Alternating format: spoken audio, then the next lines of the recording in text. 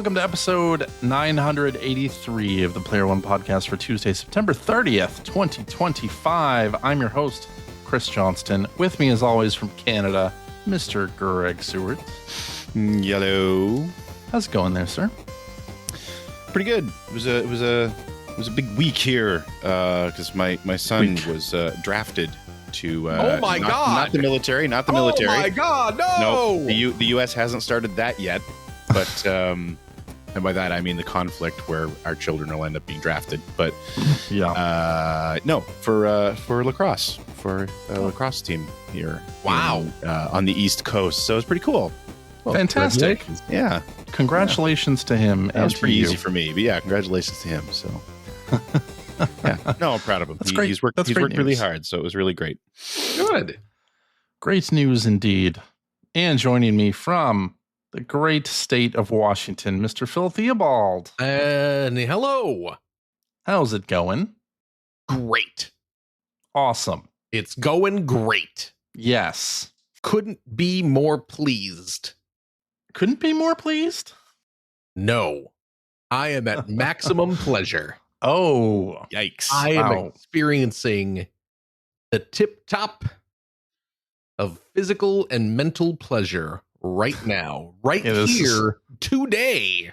This is going out on YouTube, family friendly. Come on, keep it. And what? Me saying that I'm happy is somehow bad for our YouTube algorithm? Yes. I Almost know definitely. Hate and anger is what drives views, but I'm afraid I cannot help you there today, for I am feeling great. Is it on the level of popping a stick of juicy fruit? It's like popping 2 sticks of juicy fruit and then following it up with a piece of fruit stripe. Nice. Yeah. Yeah. Taste that is extra gonna 5 seconds of fruity flavor. Yeah. Pretty good. They don't make juicy fruit anymore, do they? Do they? I don't Do know. they not? That's why I asked. I haven't paid super close attention to gum, so I know fruit it's stripes been a while. gone. Fruit stripe's gone too? They killed off fruit stripe a few years back. Wow. Okay. Yeah. Oh, double mint. I couldn't tell you. Okay. I think one of the twins got run over and they discontinued it out of during COVID times. It didn't work out so well with the twins. out of good taste. Oh, hey, speaking of good taste, Scoop Jessica in the chat, Big Red or GTFO. Hard agree on that. Boy, Big oh boy. Red. Big I'm Red. not really a fan of Big Red. Sorry. Well, Yeah, I'm not it's a the fan of cinnamon you. thing, right? This Big Red's the cinnamon gum, Yes. isn't it? Yeah. Big Red is not a huge cinnamon. fan of that either. Oh, I love me some cinnamon. Oh, I'll get Wow, it. an old school, old timey. Greg's landline's Call-in. ringing. We didn't realize this was a call-in show, but apparently it is. Yeah. Greg's, we're joking. This is going to be some terrible emergency now. I know. Yeah. Yeah. We shouldn't joke. The garage is on fire. Yeah. Well, anyway, Yeah.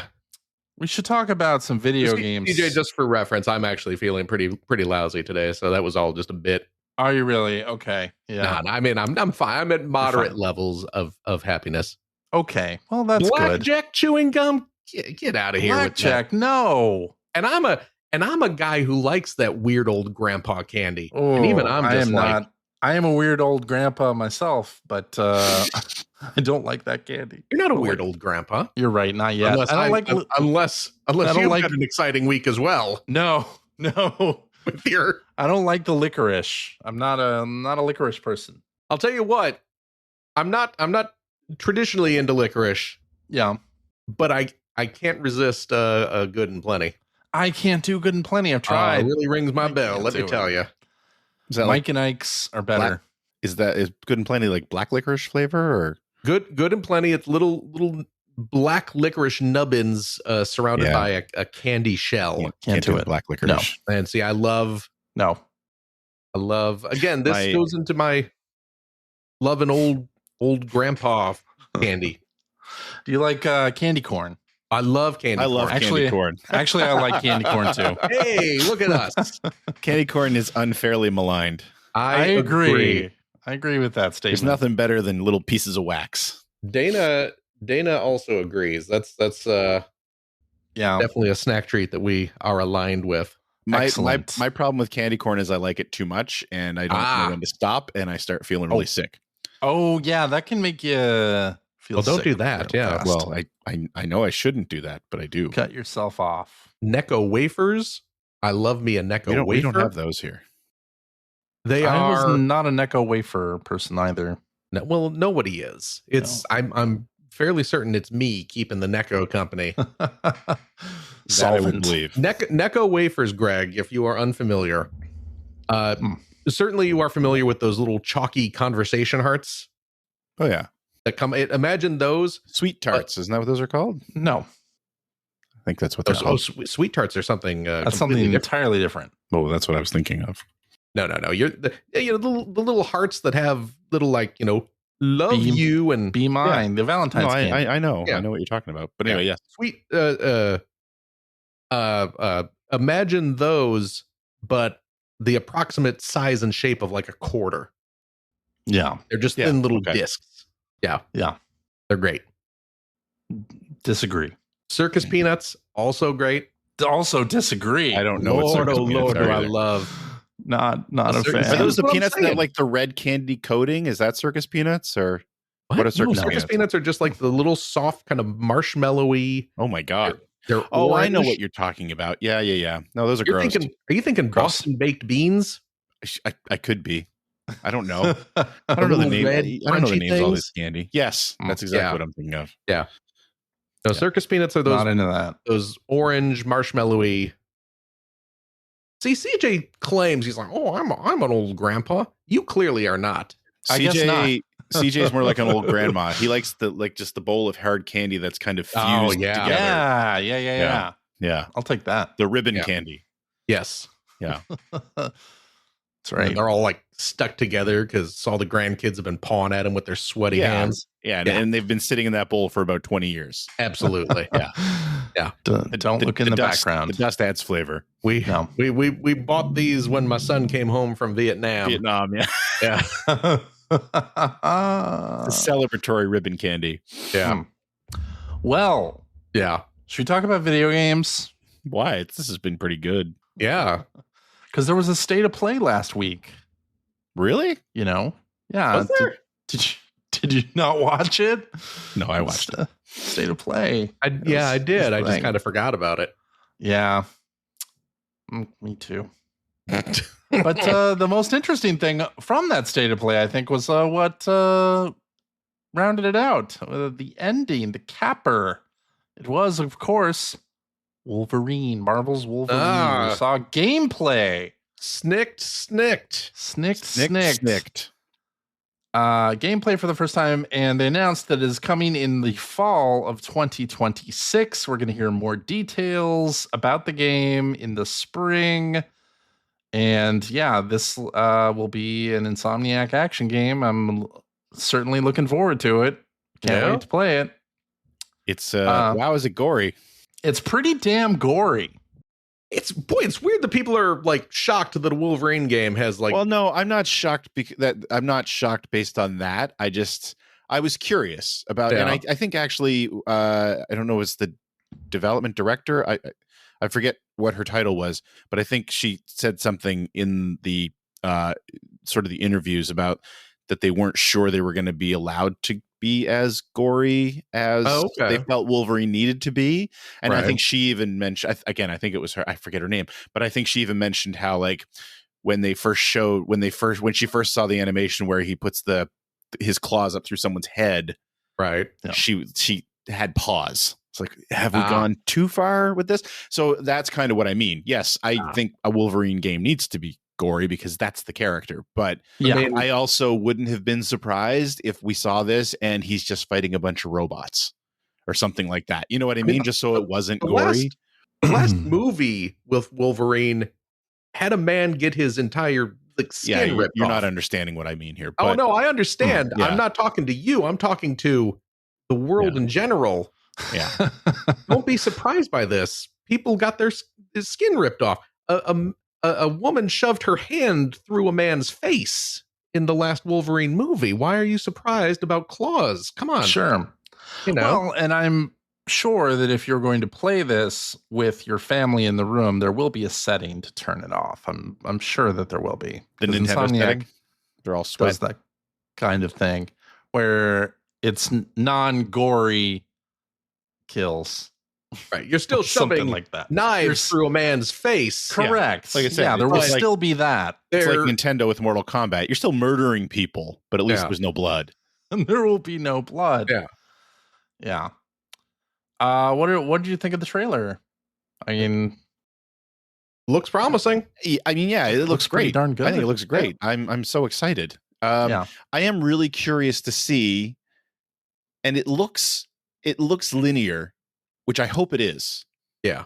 I hope it's not a big open world because I mean, Spider-Man, the 3 Spider-Man games obviously were great and they were open world, but I'm Spider-Man curious why you're Reversal is saying the fun this thing about looks that. linear, because why do you parts say of that? it do. Well, I guess that's probably me more hoping that it is. I guess I should say because like with Spider-Man, the traversal was part of the fun because it's Right. Spider-Man. You're thwipping around all over the place, rope everywhere. But I they don't did know show with Wolverine, he Wolverine has on the a motorcycle. Motorcycle. Yeah, they So, showed that. Yeah. But I'm just It's also curious like what we're it's gonna seeing look here. There's like narrow streets and, Yeah. what looks like a kind of focused linear progression. Yeah, I'm hoping that's what it is. Potentially. I don't know that I'd count on that. Well, I'm not going to be counting on upset it, if but they I'm say hoping. that it's an open world game, but yeah. We'll see. I trust them to make a good game. So I'm sure whatever it is going to be fine. But I'm just curious about if they decide to go open world, how that will feel. So Right. Yeah, I can dig it. Sure. I enjoy Insomniac games, so I fully expect to enjoy this. Mm-hmm. Me as well. It's already in my top 5 for next year. So there it is. And I haven't even played it yet. What would you give it on the EGM scale? Oh, 9.5. Look at that. Boom. Yeah. There it is. Certified 9.5 from EGM. Yeah. I see. Yep. Well, one of the other games shown was Dynasty Warriors 3 Complete Edition Remastered. Phil, I'm sure that you were very excited about this. A true shocker indeed. Oh my gosh. Yeah. I will play this. Absolutely. Dynasty Warriors 3, was that PS2 era? Yeah. I believe so. Yep. Although, gosh, I still got to finish up Origins. Oh, yeah? I still got that sitting around. I see. And that's really good. Yeah. But, I mean, I know. The first Dynasty Warriors in the US, that was the fighting game, right? They Yes. The Muso stuff didn't start until the second one in the US. So is this the second one that we got in the US that was Muso, or? I believe so. Okay. I believe so. I think that's right. Yeah. I see. I gotta say, when it first showed, for some reason my mind immediately went to Kessen. Do you remember Kessen? Oh yeah. I don't know why, because obviously Kessen was not like this at all. That was actually a strategy game. But anyway. Right. Although I'm wondering, you know what? I did not actually play Dynasty Warriors 3. Oh, you didn't? No, my introduction to this series as a whole was the original Samurai Warriors.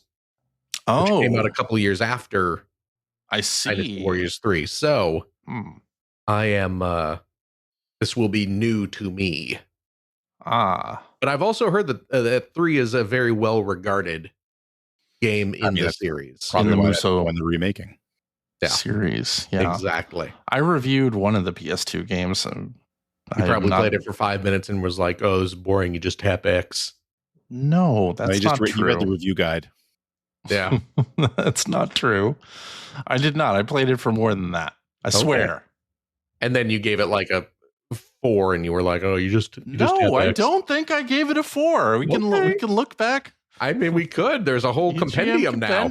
A whole online way to fact check this. Yeah, you want me to I'm check doing it right now. You guys just keep going. That's okay. Look at that. Greg's already on it. Thank you, Greg. Look at that. Taking care of the important stuff. It's probably 2 and not 3. Well, anyway, Phil, you got a game in the State of Play, and then I did as well. It's this one. It's Halloween.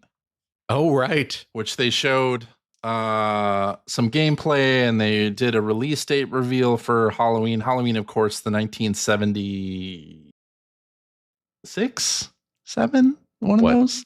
What late 70s horror movie by John Carpenter.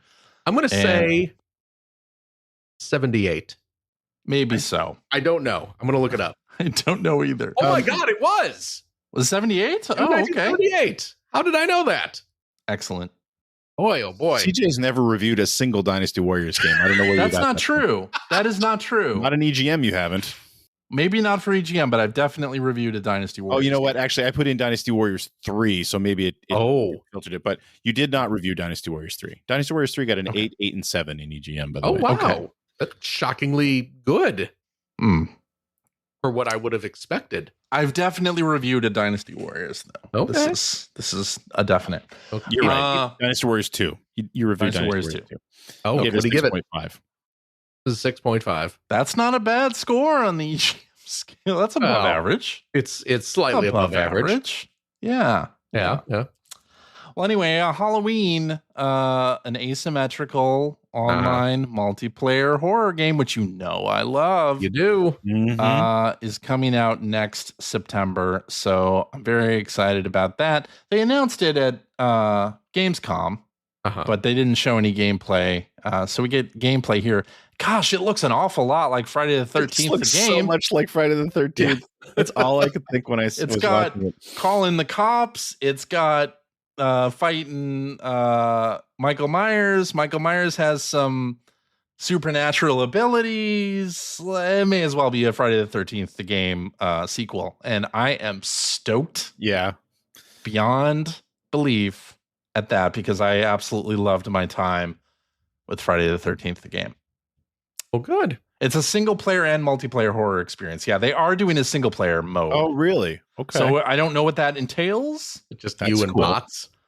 There will be a single player something in this. So I'm very excited about that. Halloween, one of my absolute favorite scary movies, even though it's been a while since I've seen it. But it is a very scary movie. Or it's probably not bad in the pantheon of what we have now. Just a slasher flick from 1978. Yes. And I really like it. I really think it's awesome. And I'm looking forward to the game. And it's Gun Media and Ilphonic back together, which they did the Friday the 13th game. And so I'm very, very excited about all of that. Well, hooray. Greg, we got some Gran Turismo for your State of Play. Each of us got something in this State of Play, really. Kazunori Yamauchi showed up to talk about an update in GT7. I'm still surprised that game has not come to PC or like something like that. But they've sold a shit ton of Gran Turismo franchise titles. I wonder if that's I don't know why it hasn't come to PC yet either. I know that they sort of run their own engine. I feel like the Gran Turismo series is kind of off and doing its own thing, and it has been for quite a while. But yeah, no, the Spec 3 announcement is pretty exciting if you're into GT7 because it's been around for a few years now, and it's been a while since there was even any new tracks added. They tend to add new cars a few times a year. But the two tracks they're adding here are both current Formula One tracks, which is great. Yas Marina in Abu Dhabi, which is where the F1 season ends every year. And for me personally, way more excited about Circuit Gilles Villeneuve, which is the Montreal GP track, which I've actually been to a couple of times. And it's a really, I love that track personally, but it is our Canadian Grand Prix track. So, and the nice thing about that is there's been a rumor that that's coming to GT7, I think for like at least probably 2 years at this point. Everyone's just been kind of waiting, like, when are they going to announce this? Because I think there was, like I said, there was a rumor that it was coming out ages ago. But I think the other thing too the thing that I'm really excited about as well is that they're adding a data logger, which that sounds kind of silly to be excited about that, but that's one of the major things that's been missing from GT7 versus Gran Turismo Sport. So with Gran Turismo Sport on the PlayStation 4, while you were watching replays, you had access to a few different pages that were just showing you like sector times and just real-time race data, not at the level that they seem to be showing in this video for GT7, but just to be able to see like what position you were in lap by lap, how the positions changed, again, best times, best sector times, et cetera, which for somebody like me who loves to go back and watch these replays, it's kind of fun to see that data. And Gran Turismo 7 the replays are so bare bones. You don't get any real data from that. You don't get to see how like far ahead, like the differential between positions, and you just don't get to see any of it. Positions gained, lost, sector times, nothing. So I'm excited they're finally doing that, because it's been a major missing feature in GT7 since it was released. So, and it was great to hear that they've hit that major milestone, 100 million units globally for Gran Turismo. That's great. Yeah. We were getting a remix of Moon Over the Castle during this whole video. So that was great too. Moon Over the Castle, one of the greatest intro tunes. And modern Gran Turismo players in the West are probably familiar with that song now, that song now, because they haven't been taking it out. But right. But this Moon Over the Castle, that piece of music, has been the intro music for Gran Turismo since the very first one in Japan. When they were bringing them here, they kept changing it to licensed music, like "Are You Gonna Go My Way" and "Favorite Game" and stuff like that, which wasn't terrible. Those were good songs. Sure. They fit those intros. But yeah, Moon Over the Castle is just a fantastic piece of music. So yeah. No, I was really happy to see it. It was probably, outside of Wolverine, that was the highlight of this for me. Super excited to play those in our upcoming GT7 season, which, by the way, we still need a driver for. We're short one driver this season. Starts on October 8th. So if you would like to race with us on Wednesday nights every other week, please reach out and let me know. Or join the Discord, and there's a racing channel, and you can reach out and let me know. Known there. Yes. Indeed. All right. Well, not yesterday. Sorry. Last week was Tokyo Game Show. And like we said on the show last week, there was that rumor that Sega was going to announce Yakuza Kiwami 3. And hey, guess what? They announced. Oh, my goodness. Yakuza Kiwami 3. And a little side story here, Dark Ties, which is apparently like a side story that builds off of Yakuza 3's story. Cool. I have not played Yakuza 3. I don't know anything about the extra story, but it seems cool. I mean, more content in a Yakuza game. Sure, why not? Right? I should play Kiwami 2. Kiwami is the only Yakuza game I've ever played. Oh, really? Yeah. Oh, okay. To completion. I've messed around, dabbled in the rest otherwise, but Kiwami is the only one I played to completion, and it was great. I see. So, well, Kiwami 1 and 2 are obviously coming out on Switch 2 in November, and then they announced that Kiwami 1 and 2 is also coming out, and Yakuza 0 Director's Cut they're all coming out in like December for PS5, Xbox Series, PC, all that stuff. So, cool. Yes, very excited about that. Indeed. Forza Horizon 6 got announced. Did you see this? Did you hear about this? That was a cool trailer. I liked the way they did that, where they basically had memorabilia from the various places that Forza Horizon has taken place since the beginning of the series, because that's kind of the hook for this series, is that they're in specific areas of the world. Like the first one, I think, was it in Colorado? Denver, Colorado. Yeah. And they've been in Mexico and they've been in Australia and they've been in the UK, and now this one is going to be taking place in Japan. Yeah. So that's cool. I'm cautiously optimistic. The Horizon series was one of my favorite series for a long time, It was regularly on my top 5 every year, but it's a great series. The last one, I wasn't. The last 2, I wasn't crazy about. I didn't play too much of the Mexican one or the UK one, because it got very. It started to feel very free to play ish. It was just a bunch of icon vomit all over a map, and the sense of progression sucked. So I kind of lost interest. So I'm hoping they're gonna dial that back a tiny bit. And if that's what do you think the chances of them dialing that back are? Not at all. I'm gonna say, I mean, Forza Horizon 5 very popular on Xbox and PC, and then when it released on PlayStation 5 in the spring, it was like the #1 game on PlayStation. Although, I could see that, even me saying it's one of the lesser sequels, because if you haven't been playing the Forza Horizon games all these years, I mean, they spanned 3 consoles now, right? Yeah. So if you haven't been playing them for the last X number of years, it's definitely a new, fresh feeling game, and I totally get it. They're still really high quality games. Don't get me wrong.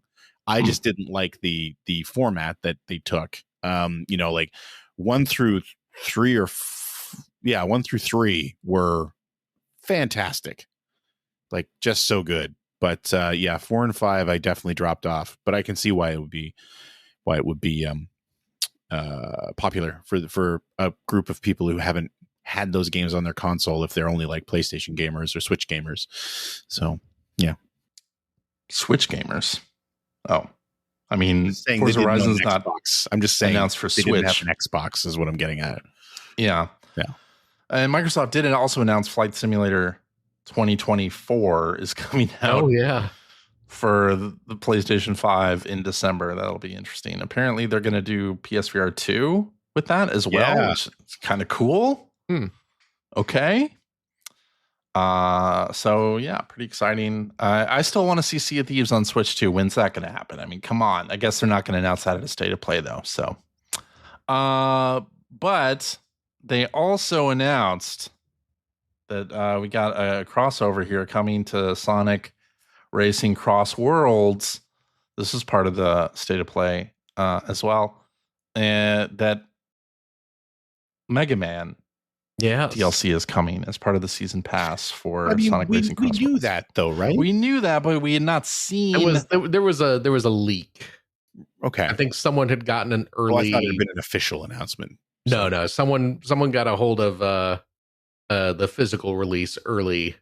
Yeah, and there was a little flyer inside. Well, yeah, and actually, if you go and start sort of sifting around in the game, they've given away a lot of the DLC just in like the character select screens, because there are icons in there that are just locked, but it shows you who they are, and it shows you what property they're from. Minecraft. I believe those are all the free updates that are coming. There's SpongeBob SquarePants characters in there, and there's Minecraft characters in there, and Ichiban. Persona as well. Ichiban. Was that who? I don't know. Ichiban Kasuga from, and of course, what is her name? Hatsune Miku.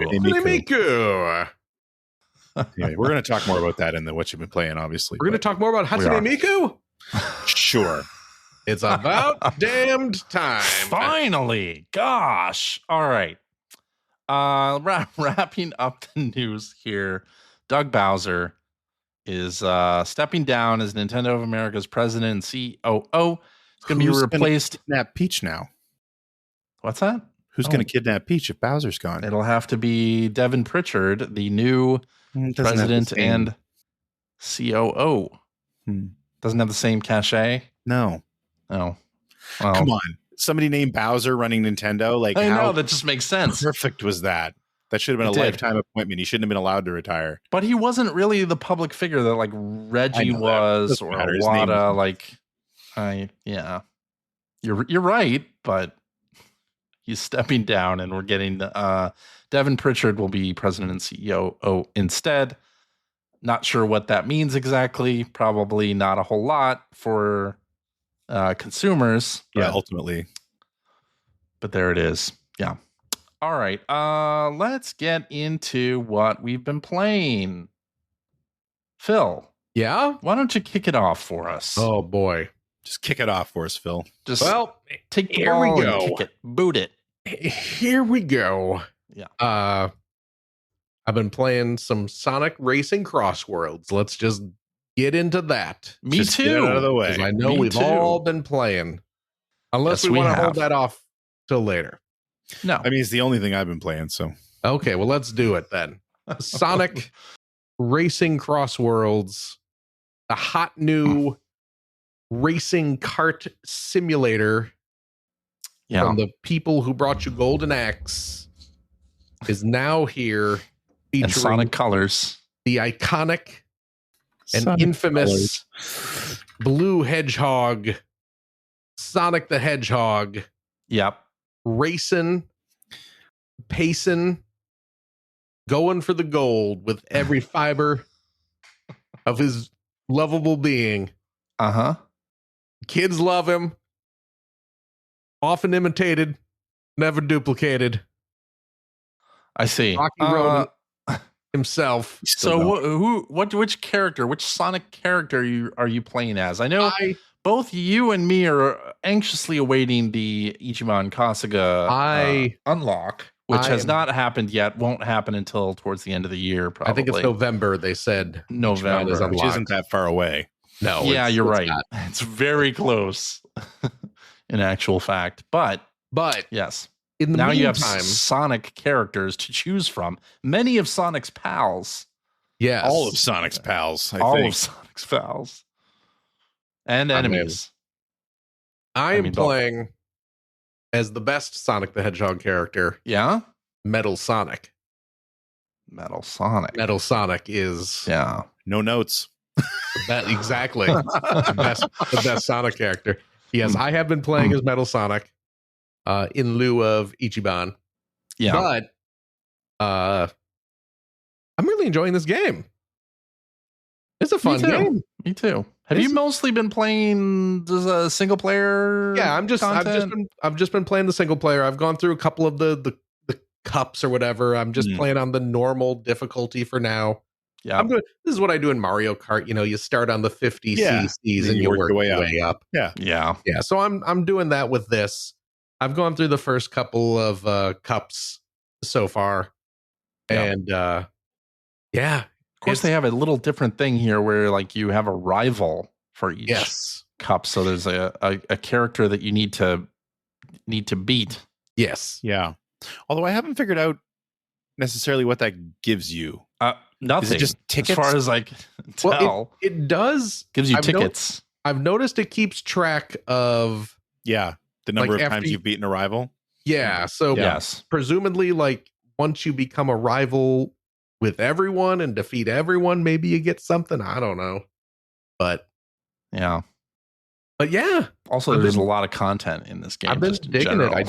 I like the little the gimmick where you warp to the different worlds where the track just will dramatically change into a whole different you'll be on a regular racetrack and then suddenly you go through a Doctor Strange portal and suddenly you're in like a snow world or something. The person who's in first place gets to decide that choice. Yes. Yeah.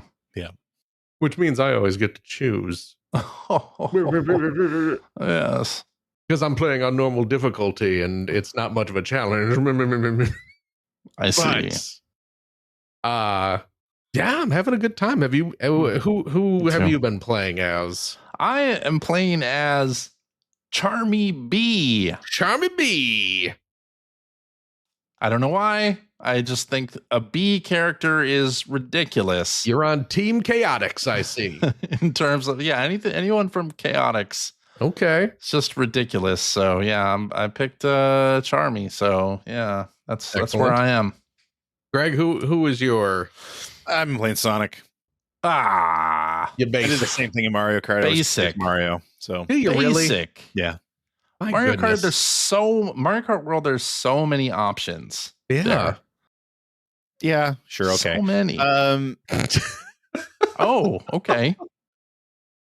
I like this too, but oh, here we go. I think it's got some big problems. Oh, here what we are go. the big problems? I want to because I'm a casual racing fan. So me too.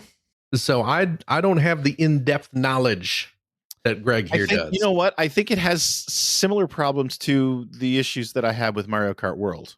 Oh. Which the focus on combat, going deep into the Sonic character library makes, I don't know, there's a bunch of characters in there I don't care about, which is the same problem I have with Mario Kart World. Like, I don't care about but the cow. Somebody out there cares about Charmy Beat. Yeah. No, it's spoiler nice warning. He's them. me. It's nice to see them. Yeah. No, and like, so that goes, I think, part and parcel with the tracks. Some of them are really good. Okay. But I can't figure out if I find a large chunk of them to be not impressive or not memorable. I can't figure out if it's because my Sonic fandom doesn't go much past like the 2000s. So I don't know if I'm seeing levels that are themed on Sonic games that I just you are. know. Yeah. There are. Is that what's happening? Themed on particular Sonic games that are more recent. Are they all? No, I don't think so. See, so that's what I'm kind of getting at, is that they're not all themed on Sonic, I don't think, and I think that makes them a little bit bland. They might be. Sure. But man, when they do, like, then there's some tracks that you get on where, like, I forget the name of the track, but there was one where the music that they were playing was Supersonic Racing from Sonic R. Oh, like, there's those moments where it just really hits, and it's like, this is great, this is awesome. And then, but my biggest issue right now, and I really hope they fix this in a patch, and I think they will, because I don't know if you noticed or not, but like one of the early patches, I think it was the second day, because they put patch notes out, they turned off a couple of weapons in online, because clearly there was a balance issue. No, it was specific gadgets that you can equip. It wasn't weapons. Okay, well, either way, they like turned off perks. some things to balance. Yeah, they turned off perks to balance. The AI is I don't like the AI in this game at all, because it seems like they're only out to attack your character. And what that results in is, at least this is true in Mario Kart World as well. Well, I don't like Mario Kart World either. But what happens there is that it's happened to me multiple times where you're basically coming around the corner at the end of a race and you just get bombarded by like 5 different weapons at once. Yeah. Right. And you could say that's the same as a blue shell, but I would say that's not at all the same as a blue shell. Because even if you're not leading, this tends to happen. And further to that, I find that, they've got it set up where, and I don't know if you guys have seen this or not, but your rivals, not every race, but I've spent so many races where I'm just following my rival at a set distance and I just can't gain on them at all. And even if I hit them with something, they slow down a tiny bit, but it doesn't seem like they come to almost a dead stop the way I do when I get hit. Like, it feels there are perks to change that, but it's some of the worst rubber band AI I've ever seen. Here's what I'm gonna ask you a question. How many gadgets have you equipped? I just unlocked the 4th slot today. So you've been equipping gadgets? Yes. Okay. Yeah. Have you like dug into that menu and like clearly not enough? What some of the clearly advantages are?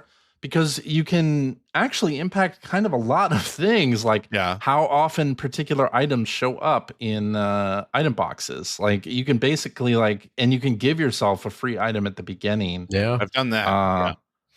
And you can really customize the way that you want to race so that you're not plagued by that same kind of thing. And I also think I need to learn. Haven't overcome it yet. And this is something I need to learn, which power-ups or which items I can use to combat getting hit with blue shells or the equivalent of a blue shell, the slime or whatever.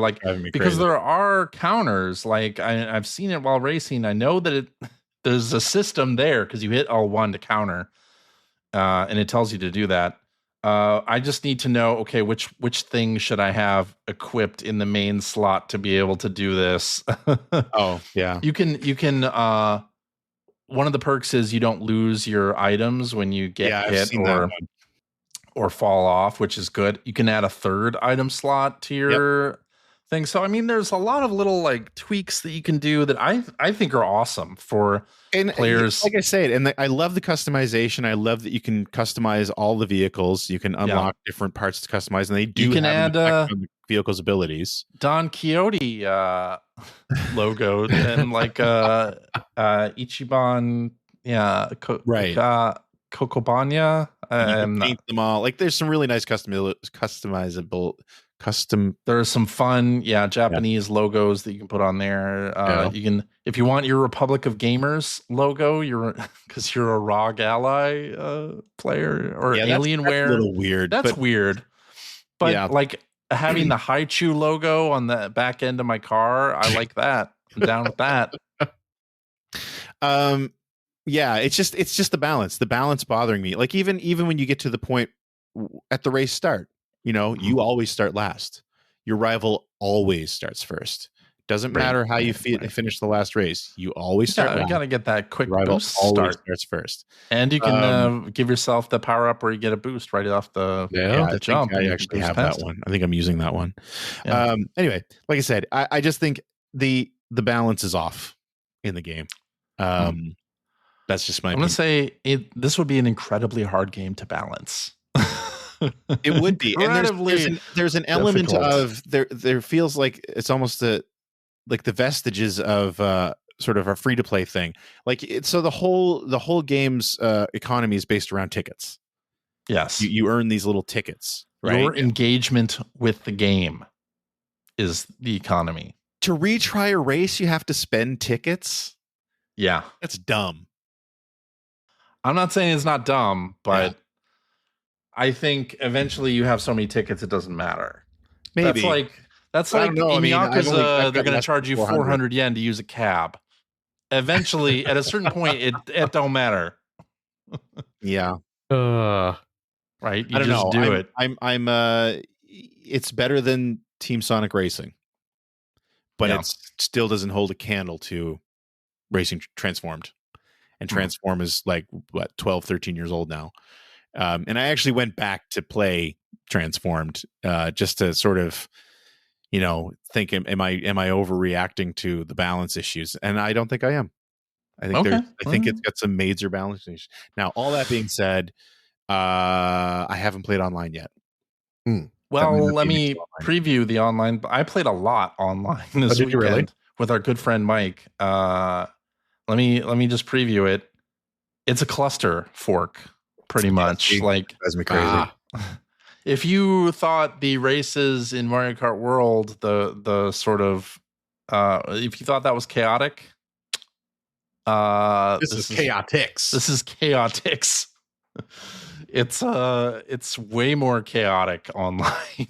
Yeah. But yeah, I think for me, I'm suffering the same issue with Crossworlds that I did with Mario Kart World, in that I want them both to be better than previous games in the series, and I don't feel like either of them are. I don't think Mario Kart World is as good as 8. I don't think this is as good as Transformed. I would, Mario Kart World, where I think kind of stumbles, is 24 racers, and so all the tracks are huge, and that's where I think that kind of, I think that's one of many places where it stumbles, but yeah. Anyway, otherwise I like it a lot, but yeah, I'm a little disappointed with Crossworlds. Okay, all right, but I'm going to keep trying it. Maybe it is that I just haven't hit that threshold where the gadgets overcome the balancing issues, but we'll see. Yeah, you can balance it yourself. That's what I'm saying. I haven't. That's what the whole thing. I haven't gotten to the point where I feel like I'm doing that. So, and maybe that's the idea. Maybe there's supposed to be a bit of a grind there at the beginning, which I have 5 gadget slots unlocked, so I can go ahead and put some of the 2 or 3 level things in there, and that's fine, because you kind of Tetris them in, right? You have 6 slots, but some of them are only take up 1 or 2 or 3 of those slots, depending on how much of a boost it is or an advantage it is. And you can customize it, which I like. I like that setup a lot. As a dirty casual, I'm enjoying it. Although it is a little... it hasn't been that long since the Mario Kart game. So I'm just kind of like, yeah, another kart racer. I just played a kart racer. Now, all that being said, boy, when they showed off the Mega Man stuff, I loved like Proto Man's going to be in there and Rush is going to be the vehicle. And I love that there's going to be a Dr. Wily stage. Yeah. The Rush vehicle is straight out of Rockman Battle and Chase. Oh, well, there you go. Which was the old PS1 kart racing game. And when it hits, when you have a track that's themed well and the music, it's great. Yeah, don't get me wrong. Like that is what I wanted the whole game to be, and it just isn't, right? So, okay. All right. Well, what else you been playing, Phil? Oh my gosh, playing more Kirby. Playing through Kirby. I just finished up there. There's a desert world. And I have moved on to the fire-themed world. And I believe I'm getting close to the end of the game. Because certainly the fire world looks like a late end stage. You know, I'm certain it's not the final world, but you know, the design of it kind of all the stages kind of filter into a big old volcano. It looks very dramatic and, you know, Mordorish. So yes, I got to be getting close to the end of the game, but I am still having a blast with Kirby. That game does a good job of the sort of environmental storytelling, just kind of feeding into the post-apocalyptic vibe that game has, which is a nice little contrast to adorable Kirby. And I was going to say that's true. Kirby, really? Well, I mean, you saw like the beginning of that game in a wrecked city. Trailers, it looks like Last of Us. I don't think I've even watched the trailers, or I don't remember them. Watch the trailers. It looks like Kirby is in The Last of Us because it's all like it's like skyscrapers that are crumbling and falling over, and plants are reclaiming the all the man-made structures. Interesting. It's very much something terrible happened in this land that Kirby and his cute little animal friends now inhabit. Going through one of the desert levels, you know, it's just this vast open desert, but there are like gigantic like concrete sea like wave break barriers just scattered around the desert. There's just dead coral adhered to all the structures. It's very clearly this used to be a giant ocean that is now just this empty desert. It's weird and unnerving and cute, and it's a fun tone for a Kirby game. Indeed. I picked up Hades 2. Hades 2 came out. Yes, it did. For the Nintendo Switch. It's on Steam as well, of course, but I picked up the 1.0. It was in early access before that. Yes. So now it's officially out now. And the Switch 2 version is here. So I've been playing a bit of that. I've done a few runs of that. Me too. What do you think? I really enjoy it. I had forgotten how much I enjoy Hades gameplay in general, and also appreciate that they have such awesome accessibility stuff in there too. Just flipped on God mode. I was like, okay. Oh, did you really? Yeah. Go ahead and do this. But yeah, I've been having fun so far in it. Yeah, I have too. Looks great. I am not as taken with Hades as most of the world is. Yeah, me neither. I enjoy it. I recognize it's obviously very good. I do have fun with it. But I'm not putting hundreds of hours into it like some people are. But playing the little bit that I did on Switch 2, I played in handheld. Oh, did you? Just realizing how detailed the environments are, and then it's all running at 60 FPS on that screen. It's just like, whoa, it looks great. It's a real pretty game, and on the Switch 2, it looks fantastic. It's not obviously not an OLED screen, but it looks great. So and it's got the great character designs and the voice, tons of voice work, and the voice work is all really good. So there's a lot of cool vibes and just the tone of the game is really neat. It's a great looking game. Yeah. It's a lot of fun. I am enjoying it.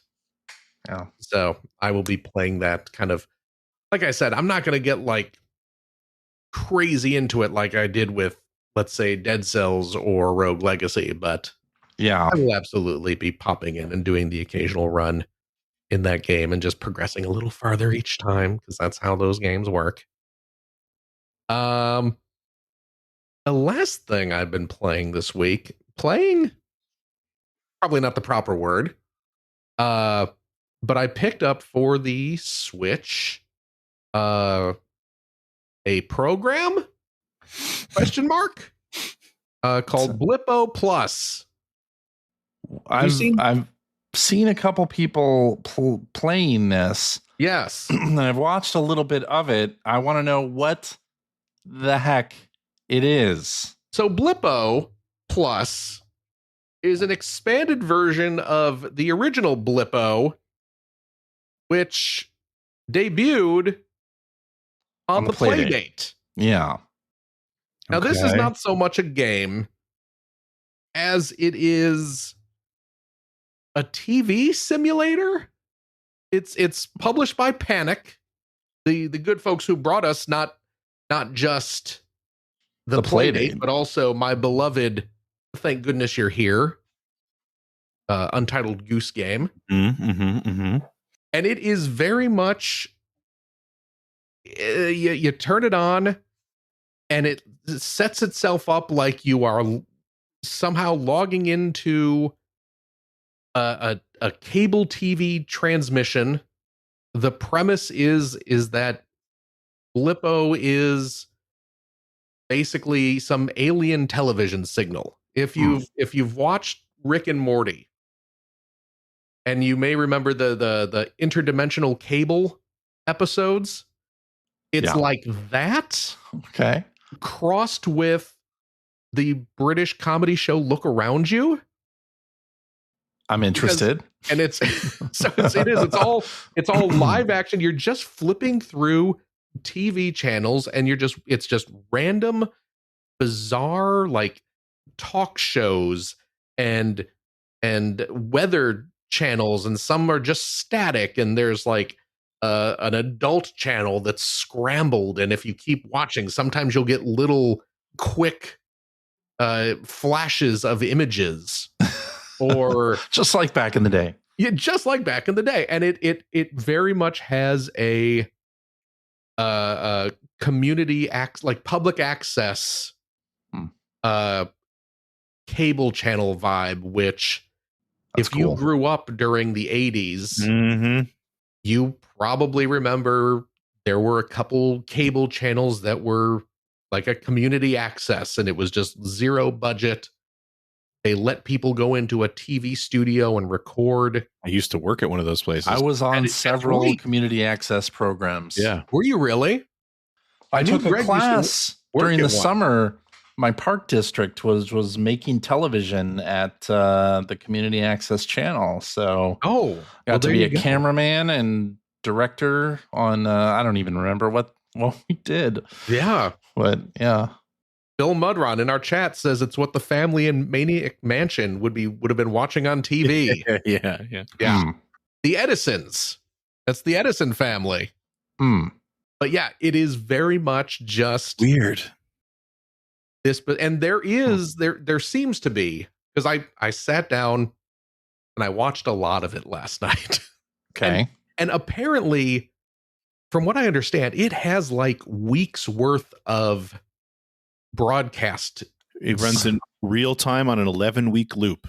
There it is. That's crazy. I just jumped onto the website because I'm like, I'm going to need to get this. So.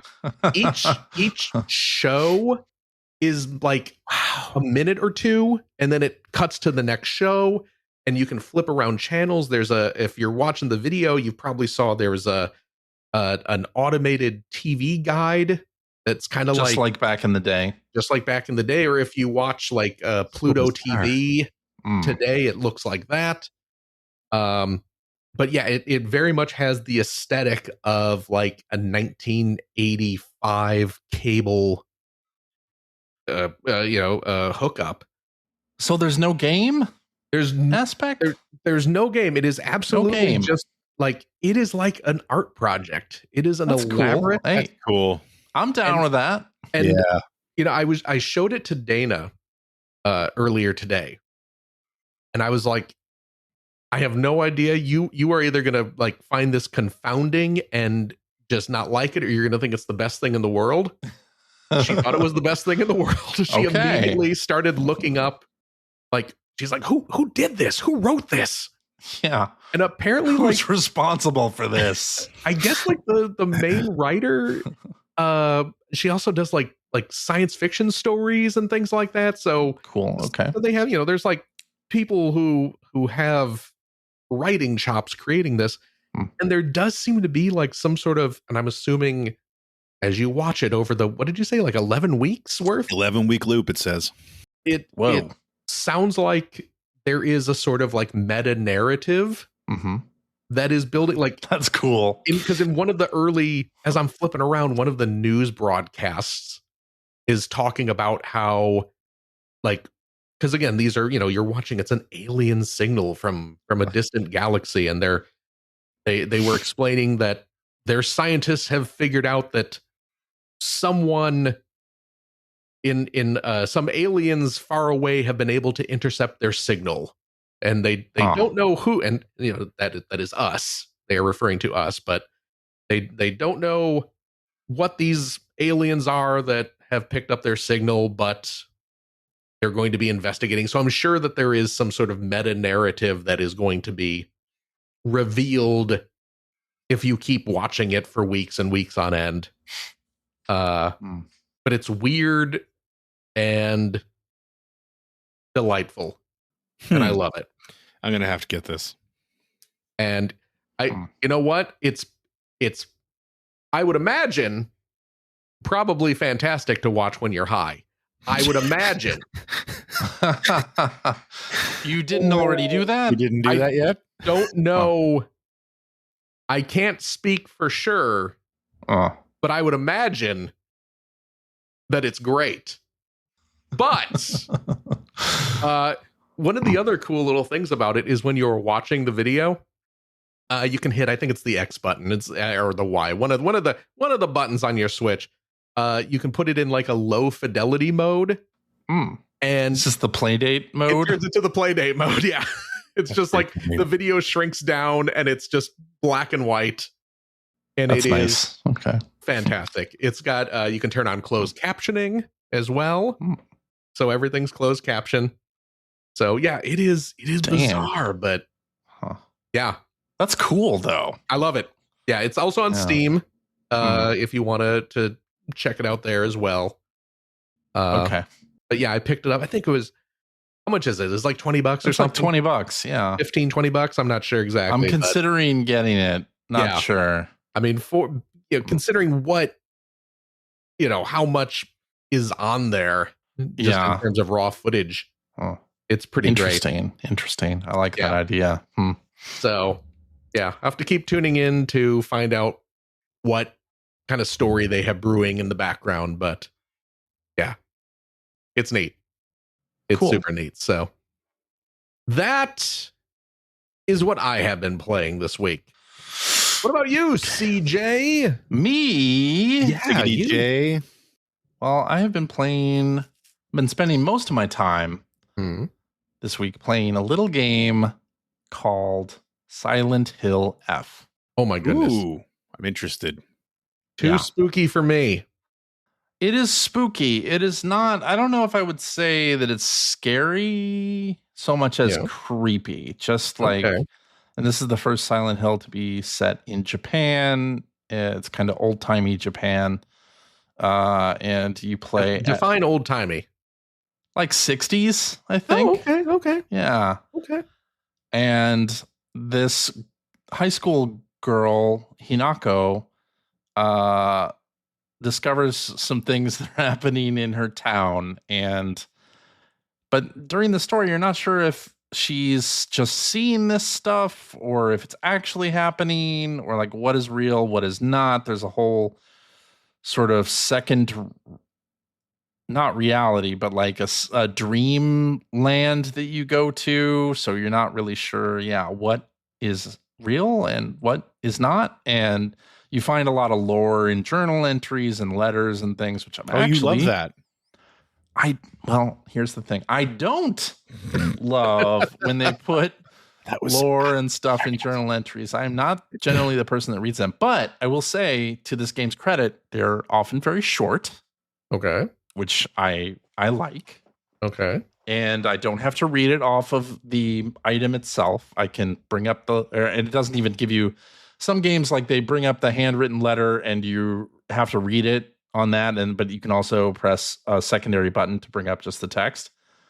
This just brings up the text next to the actual letter, so I don't even have to press a button to read that. And it's tabbed out so that, like, if it's a 3 pages of text, nothing's like more than a couple lines. It's actually very, very nice.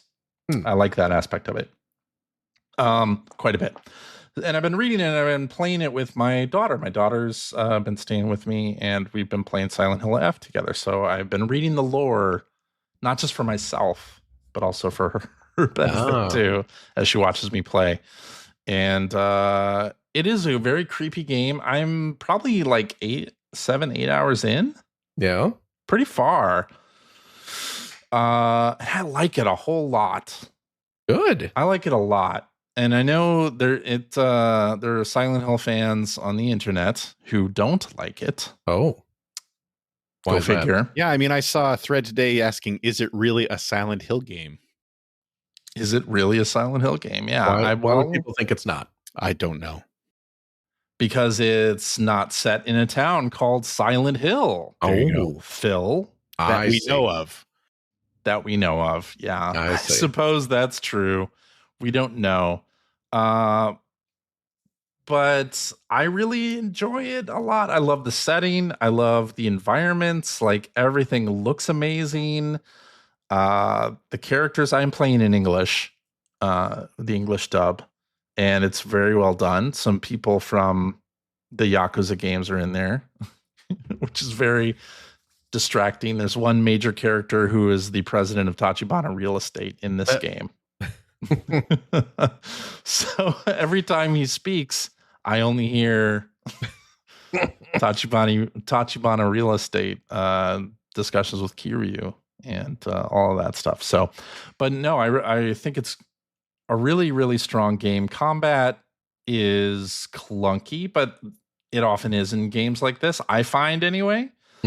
And they're continually adding little like things to the combat. So I'm 7, 8 hours in and they're still tutorializing some new things with the combat. Like, some things happen within the story where it's like you have a weapon or thing and now you can do this. And it's like, oh, okay, cool. By the way, it does have weapon durability. As well. I don't. I was thinking, oh, should I play this? You might not love that, but the game does have difficulty settings. You can play on story or the 2 difficulty settings are story and hard for both for both combat and on puzzles. Or off. Nothing in between. Nothing in between that. So I have it on story for both of those things. And it's actually been very good with items. Like, you get a lot of items to restore your health, which is good because you're going to need them. And there are items that will repair weapons. So if you have a favorite weapon that works for you, you can keep repairing it. And those repair kits are pretty plentiful. There's sort of a roguelike aspect to this as well. You collect food items that you can use either as health restoration, or you can use them as offerings to get like a prayer currency. It's called faith, I think, in fact. And you can use that to either gamble and get a random perk, or you can use them to upgrade your stats. So there's health, stamina, and in this game, there's a sanity meter as well. Yeah. Which on the story difficulty doesn't really matter as much as it does on the hard difficulty. On the hard difficulty, if your sanity goes too far down, then you start losing health immediately and need to like use reparative items or find something that will fix that for you. The combat has been good. The puzzles, there's one puzzle in this field where you are, it's sort of like a Lost Woods kind of deal where you're just sort of hitting repeated environments, and there are these characters, these sort of mannequin characters that are all bent. They look like scarecrows. They're all bent up, and you get like a little riddle that you then have to solve with these groups of bent up scarecrows, and those puzzles get real obtuse. And I was watching some streamers play that part, and they were like, I don't even know what this is saying. Like, what am I looking for? And when I got to that part in game, I was like, I can't figure out what this is about, because it's either like you're looking for different aspects of the mannequins, like they're wearing a certain color scarf, or they have long or short hair, or they're looking at other characters a certain way. Like that's kind of the thing that the puzzles are, but they're very obtuse. They're maybe a little too obtuse, because I know I'm not the only person who got stuck on that. And then I was down to my last weapon with like 0 durability left, and I finally finished that section and was very happy about it. But yeah, I'm loving it. Silent Hill F, and my daughter's enjoying it a lot too. I don't want to spoil any of the story. No. Of course. And you all know, in Dead Space, I think Dead Space 2, the scene where you're putting the needle in eyeball? your eye. Yeah. The eyeball? Yeah. There have been 2 scenes so far that are maybe of that caliber. Where it's discomforting. It's very disquieting. Oh, here's the bit. This is the bit in the field that I was talking about. This is an audio podcast. Well, watch the video. I'm playing the release date trailer and I'm watching footage of that field puzzle. There you go. But anyway. Yeah. There are some pretty gross things in this video game. And it does this thing. I don't know if other Silent Hill games really do this so much, but you remember PT, obviously, very inspiring, where like you look at something, then you turn around and look back and something's changed. Yeah. That happens a lot in this game. Cool. Where you will be looking at something, you'll see one thing, and then you'll like turn around, you'll hear like an audio cue, and you'll look back and something will have changed. Or one of those mannequins will now be 3 feet closer to you. Nice. And it's pretty freaky. Like you notice some of those background details, and they are really like focusing on some of that creepy environmental stuff. Like maybe you're going to catch it, maybe you wouldn't, but it's there, and it's like really nicely done. I have heard that some of the story bits are saved for like a second and third run through the game in like New Game Plus and New Game Plus Plus, where they change cutscenes and change some of the lore bits that you pick up along the way. That's pretty cool too. Like if I was the kind of person that would go through a game a second and third time, which I'm not sure I will, but I find that whole idea very cool.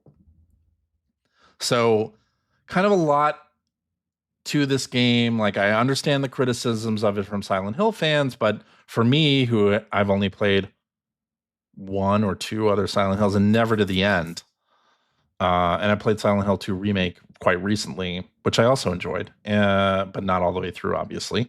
I am really enjoying this, and I think we're in the second half of the game now, I think. I don't know how close to the end I am, but probably not too far. I love the map system too. It's great. Anyway, Silent Hill F. You should check it out. Greg, I think you would really like it. Yeah, I do really want to play it, actually. Yeah. Also been playing Hades 2 and Sonic Racing Crossworlds, but also I mentioned my daughter was staying with me. She has gotten into the Walking Dead television show. Oh. Uh-oh. Yes. Isn't that like 40 years long?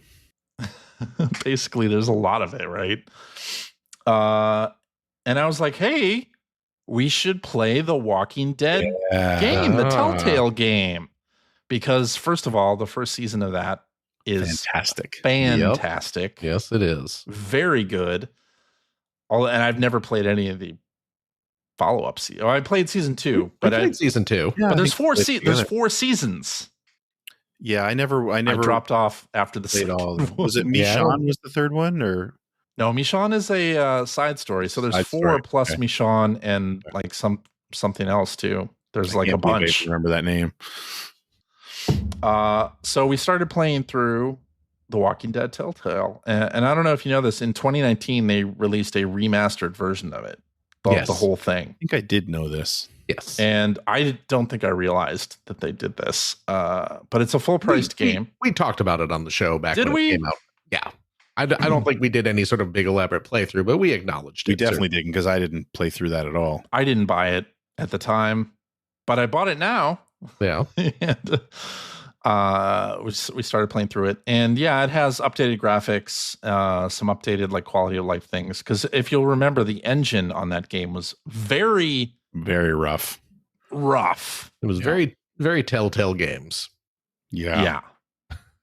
Yeah. And so we're playing through that, and there were a bunch of bits that I didn't remember in that game.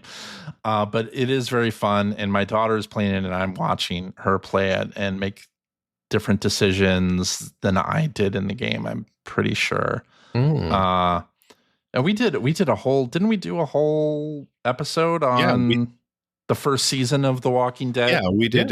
When that came out 15 years ago or whatever. We used to do that with a few different games. Spoiler casts. Yeah, something like that. Yeah, we did an entire thing on The Walking Dead season 1. So, yeah, I'm looking forward to experiencing it again. We're in episode 2 now. So we finished the first episode. And it's great. Of course. And I miss Telltale video games. I think they are a lot of fun. Yeah, me too. I was thinking about that the other day. I don't know why, but I was sort of sifting through my game catalog and came across like The Walking Dead and like Back to the Future. What I'm looking forward to? Yeah, I loved those games. That Dispatch game that comes out in October, or the first episode of that is in October. Oh, right. Yeah. The trailer for Dispatch looks really amazing. Good. Yeah. And it is a Telltale. I mean, it's everybody who used to work at Telltale. Well, not everybody, but it's people who used to work at Telltale doing a new game that's like superhero focused but not, it's like original superheroes, not anything licensed, right? And it looks excellent, and I can't wait to play that. That comes out in October. That's the one with Jesse in it, right? Jesse from Breaking Bad. Yeah, Jesse Pinkman. Yeah. That's the very same. Yes. Yeah. Yeah. So I'm kind of excited about that Dispatch. But so far, we're really enjoying The Walking Dead. Good. I'm enjoying playing through it again. Well, you know what Finn's been into, talking about kids playing games. Finn's slowly drifting away from the Roblox. Oh, finally. Good. Games. First of all, good. I know, right? I mean, he's not out of it yet, but he's getting there. Yeah. Him and his buddies have been obsessed with the original Hollow Knight lately. Yes, you mentioned that, I think last week. He finished it up. Ooh, okay. He finished Hollow Knight. And that's not a short game. No. And it's not an easy game either. He made me watch some of the like late game things that you got to do, and I'm like, yeah, this is why I bounced off this game, because I would not like this. But yeah, he played through it. Got, I guess there are multiple endings. He got one of the less great endings and went back and like did some stuff to get a better ending. And then he realized that there's apparently something that you can do early on in the game that if you don't do it, it prevents you from 100%ing the game. Oh, okay. So he started over again. Wow. He put like 45 hours into the game to finish it, and then he's just like, okay, now I'm going to start a new save file and make sure like you have to rescue a character or something early on. So he made sure he did that, and now he's just plowing through it again because he wants to 100% it. Actually, I believe he wants to 112% it, because you can get a little over 100% by doing stuff. So nice. Okay. He's very into the Hollow Knights. So excellent. Yes. He's saying he'll probably want the Silk Songs a little later on. Well, it is on Xbox Game Pass. Don't forget that. But it's only $20 too. But he wants it on his Steam. Yeah. You know, he's not gonna come play it on the Xbox. Right. I see. He needs it in his Steam library. So I get it. I understand it. You know how it goes. I do. Yep. Yeah, I do want to shout out Jonathan Mitchell in the chat mentions it, saying that I should mention the podcast episode "A Life Well Wasted." You all remember Robert that. Ashley? Yeah. Good friend of the show. Robert Ashley has a podcast and did an episode called Game Over, where he talks to people from a studio that worked on a game that got canceled, that released and then immediately got pulled. And guess what game that could be? Concord. They never say the word Concord in the entire podcast. They talk about pretty funny. The game and the developer, and publisher. They never mention what the game is, although it's obvious that it's Concord. And it's a fascinating episode. Man, I wish that game had gotten a fair shake. And it's just amazing to hear like people from that studio who were so excited about it, and they'd worked on it for years, and then the response that it got from the community and some of the people who thought that it was an Overwatch style game, which it is not an Overwatch. It was never an Overwatch style game. And anyway, it's just a fascinating listen. It's a little over an hour. The episode's called Game Over. I'll link to it in the show notes. Life Well Wasted is a great show, great podcast, and you should listen to that. Of course, Robert does not release episodes very often. No. But when he does, they are always great, and it is well worth checking out. So, yes, just to mention that. All right, Greg. We already covered what I played this week. Sonic Racing Crossworlds. Yeah. I see. Okay. Well, I guess that means we are... Wait. Huh? I got to show this off. Oh. I got to show this off. Show it off, please. That. Here we go. For all you people watching. That's a Lego Game Boy. This is an audio podcast, Phil. Right? That's why I just said it's a Lego Game Boy. Oh, okay. That's why instead of just saying, look at this, I also describe what it is that I'm showing people, CJ.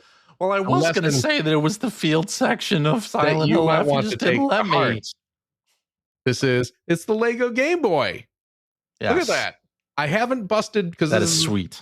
This is the original Game Boy. The original Game Boy model, lovingly referred to as the brick. I have not my personal Game Boy is currently out in one of my display cases. Yeah. Because it is museum quality. So I have not busted mine out yet to do a size comparison, but just hand feel, it feels pretty accurate. Darn close to 1-1. I don't know. Nice. The cartridge. That's so cool. I just popped out my Super Mario Land cartridge. Not quite 1-1. I posted a picture on my Blue Sky account. I guess you're going to have to return it. Return the whole thing. It's slightly more narrow, slightly taller, just slightly though. But it pops right into the back there. That's so cool. Clicks. You get a nice little. I don't know if you could hear that. Can't hear it, but there's a little click. That's cool. Okay. The screen. It's got a little lenticular screen. Yes. In there with some animation. We're seeing Mario it. Land. We're seeing it right now. Yeah. And also you get a Link to the Past cartridge as well. Very nice. Along with a couple extra lenticular sheets. One is the Nintendo logo that scrolls onto the screen, and that's then of cool. course you have a Link to the Past little shot from. Is this the ending or the intro? It looks like the ending. It's Link and Marin sitting on the beach. So that's cool. You can have that. The buttons have a nice little bit of elasticity. There is inside the thing. There's a rubber band. That's cool. Behind them, so you get a little spring action. There's a little rubber bumper underneath the D-pad, so the D-pad has a little bit of clicky movement. Very nice. And amusingly, the start and select buttons are just a couple of little rubber wheels that are slid into slots. So when you push them, they just have that little kind of rubbery bounce to them. Nice. It's super cute. That's delightful. The volume and contrast wheels spin. The little on-off switch actually works. I did hear that click. That was, did you really? That was a good click. I wasn't even holding it close to the mic. I know. But it's so cute. And it's hard to really see on here, but the little lenticular image is recessed in. There's a little plastic glass front, and then there is some space, and then there's the actual screen. So it does a really good job of replicating the look of the old system. Nice. I like that a lot. It's super cute. And it's for a relatively cheap Lego set, like a collector centric Lego. I think it's like $60. 70, I think. Is it 70? $69.99 maybe? Maybe, I don't know. Yeah. I don't know. I also I pre-ordered it from lego.com, so I'm not going to get it for another week or two at least, but I am very excited to $59.99. $59.99. Okay. $59.99. Cheaper than I thought it was. So, yeah, and it's that's cool. It took maybe an hour and a half to put this thing together, so excellent. That's cool. Quick build, relatively cheap for a nice display piece. Love it. And I am delighted to have it. Excellent. So there you go. Well, does that mean that we can go ahead and head off to blue skies? I wanna fly sky. Let's go together. All right. Let's do this one from Hacker Alias, that weirdo guy, who says, with the EGM Compendium release approaching, many of your old reviews are soon to be brought in front of readers again. If you could, are there any reviews that you would change, or do you feel that they all shaped the journalist you became? Yeah, for those who don't know, the EGM Compendium Kickstarter, I believe they're getting ready to ship the book, or soon enough. I mean, it's going to come out, and it'll have some of our, the EGM Compendium website. You can go ahead and just see our reviews laid bare for everybody. But the book, I'm not sure how all of that is going to be laid out itself. But it's not just about our reviews, of course. Even though it should be. Even though obviously it should be. Yeah. What do you think? I have difficulty reading some of the things I wrote. Oh, yeah. Back in the day. Well, you're not the same person you were 20 or 30 years ago. So Right. I look back on some of that stuff and cringe. Oh, yeah. Because it is cringe worthy. Terrible, terrible writer back in the day. But I'm sure that's just me. Right? I mean, you can listen back to episodes of this very podcast where I think it's cringe as well. Oh, absolutely. Including this episode. Are you kidding? The second we're done talking, I'm just like, oh, I can't believe I want to hear that again. Yeah. Yeah. No, I definitely, I hate going back and reading old stuff that I had written. I'm just glad there's no bylines on some of on the early stuff that I wrote for EGM because see, I'm totally the opposite of you guys. I love really reading that. Yeah, I'm not saying I agree with any of it, and I'm not saying that it's all great, but it's very nostalgic. Oh. It is nostalgic. Yeah, I mean, it's nostalgic, but do I want to read? Even going back further, the fanzine stuff that I wrote when I was 14. Oh yeah, I can't my God, go back and great. Oh, I can't go back and read no, that I wouldn't stuff. Want to. No, nope, it's terrible. Nope.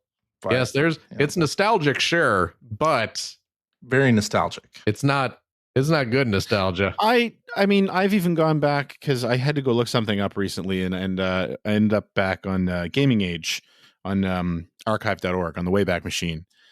And some of my old reviews, and I don't know. I think it's interesting to see what Baby Greg thought was important in video games. And again, I don't agree with him a lot of the time, but that's who I was back in the 90s. And I don't know. Mine's not so much like I don't find it bad.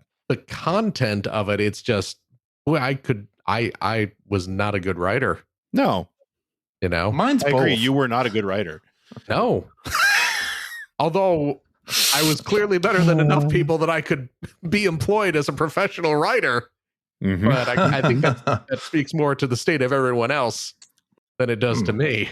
I think, but going back to the actual question here, are there any reviews that you think will be surfaced that you would rather people didn't read right now, or no? I mean, is your work and it's just sort of shaped who you are, and like what do you think? What's the answer to the question? I mean, I agree with that. I think my work did shape who I am, and that Donkey Kong 64 score, I stand by it. Do you really? No, I would hope not. I'll load it up when it comes out on NSO, and I'll tell you. Yeah, you tell us if it's still an 8.5. Did I give it an 8.5? Maybe I did. It was an 8 or an 8.5. It was something like that. It was high. It was high. If only there were a way we could find out. Yeah. Thank God there's not. Wait.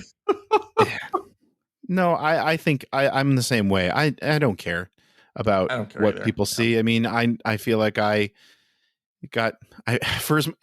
so much as you can have gotten something right or something wrong. I mean, I think your Donkey Kong 64 review is a great example of this, where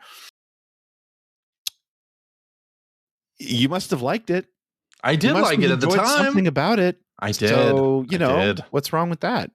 I think it's really fascinating to listen to people picking apart old reviews. And there's actually a podcast now, Fun Factor, where that's like the whole premise. Although they do a little bit of a high level let's read of each issue of a magazine, which I love. I love that. It's a great podcast, by the way. You should go listen to it. We'll link to that. We had one of the guys on the show 2 weeks back. We had Aiden on here a while back, and they do really good work. But anyway, I think the conversations are fascinating because you get into sort of the philosophical thinking around reviews, and it's so interesting to me to hear people be very, very, very against reviews, game reviews, especially back in the day, being product reviews, right, and not just reviewing the art. Yeah. But I think that it's sort of, and I think looking back at these old EGM reviews, we're really going to be talking about this, or at least I'll be thinking about it, is, I think that we were also not only reviewing the game based on our personal experience and our personal likes and dislikes, but also trying to anticipate whether or not our audience would enjoy that. Yeah. So I think at the end of the day, you still were doing a product review. Yeah. And I like, for me, the one that always sticks out, and we've talked about this on the show before, because Gitaroo Man, my review of Gitaroo Man, I think it was a 6.5. Yeah. And I hold that up as one of my favorite games ever. But I Same. reviewed it based on what I thought the value for our readers was, as much as the art itself. Which honestly, I think that was a mistake. I have to agree. Back in the day, See, that's what I'm saying. I wish I hadn't done that. I mean, I agree with you that I did that too, and I think in Guitar Man's case, I even said in the review, like, bump it up 2 points if you like this kind of thing or something like that. That's a cop out. You should be ashamed of that review. But what? No, I'm just kidding. No, but the point I'm making is, and I think about it a lot because, again, I listen to the Fun Factor podcast again, which is great. And every now and then they'll say something about, I think they were talking about Chrono Trigger, some Chrono Trigger review, which, by the way, is I forget which of the hosts, but it's their favorite game of all time. And sort of tongue in cheek laughing about how somebody who didn't absolutely praise it as being quote unquote wrong. But again, were they wrong? Because if they were just reviewing it from their viewpoint, it's like CJ. Was CJ wrong about Donkey Kong 64? We can sit here now and laugh about the fact that he was, because it's a universally reviled game. But back then, I mean, you found something you liked about it. So I think that it's going to be fascinating to go back and look at some of our old reviews. I think it is. I've been doing that with the EGM Compendium every now and then. I'll just hop into an issue and sort of sift through the reviews section, and you'll see something where it's like, man, this is a universally beloved game, and we gave it like 6s. Yeah, what happened there, right? But or I don't think that anyone was wrong. It just resonated. Major Mike review roundup. Yeah. Instead of there were some review. major games in that review roundup, those little capsule reviews. So anyway, I think it's interesting to think about the context of it and the background of it more than, whether the reviewer, whether time has proven the reviewer right or wrong. So I think it's going to be great. I wouldn't change a thing. There you go. All right. Let's do this one from Hacker Alias Whoa Is That Mars, who says, if you had to choose a platform where you have to complete every single game released for it, what platform do you think would be the most enjoyable to complete? Ooh. And the platform has to have a library of over 200 games officially released for it across all regions. Handhelds are included. And then they have a bonus question here. Is there a game on the chosen platform you would absolutely hate having to complete? Oh, yeah. I don't even care which platform it is. Yes. Any platform has turds. Yeah. All platforms have turds. Boy. Man, that's an interesting question. Yeah. It's gotta have like 200 games. Yeah, reading this, I knew exactly what my answer would be. Dreamcast, really? Yeah, Dreamcast, because it has the most Sega like arcade fun games, and that style of game I really liked, and the Dreamcast just attracted that. So I would enjoy playing through every Dreamcast game the most. It was Sega being peak Sega weird. It was peak Sega weird. You are right about that. That's a good answer, actually. Yeah. And I really liked it. Yeah. My mind went straight to SNES. Yeah? Just because, I mean, SNES obviously has a lot of really good games, but also like, Yeah. I'm thinking back to like early like 3D games and like how some of those games could just look and play so rough because they hadn't quite gotten the hang of 3D yet, but yeah, at least like a bad SNES game probably still looks pretty okay, even if it doesn't play very well. There are going to be a lot of games that don't play very well. Super Nintendo. Which is very true. But I was like, you know what, though? It still might be worth going with that over like the NES or like a Game Boy or something like that. But right. Or even like PS1. But and like PS2, like there's too many games. Yeah, but I think in this case you can't really look at it from the standpoint of the library's too big, because honestly 200 games already is too big. Yeah, but I mean, so 600 games is worse. Yeah. But I mean, I mean, if we're gonna go from that, I'll say the Sega CD because there was 207 games on that system. Ooh. I went and looked it up before I answered. Oh, funny. That's good. I mean, I think, Lord. What? You know how many PS2 games there are? Over 1,000. According to Wikipedia? 4,344. I mean, there are over 1,000 Saturn games. Oh my gosh. Yeah. So, I mean, that's what I'm saying. I don't think you can really look at the size of the library because it's just ridiculous. Dreamcast has about 600. 600. Yep. I'm down with that. Okay. Yeah. But I think kind of along the same lines as you're thinking there, Phil, you can't really go wrong with any of sort of the major successful systems. Right. Because you just got, I mean, NES, Genesis, Super Nintendo, PlayStation 2, Dreamcast, Saturn. So many bangers on all those consoles that yes, you're going to have a lot of garbage too, but 3DO has about 250. Yeah. Ooh. 3DO, I don't know that I would put in that category. No, though, I don't think I would there either. are some great 3DO games, but probably less than a dozen. Yeah. So, but yeah, I think I would probably say Super Nintendo or Genesis. Yeah. Because that a lot of nostalgia there too. I mean, that was just the era of gaming I loved. Maybe the Saturn.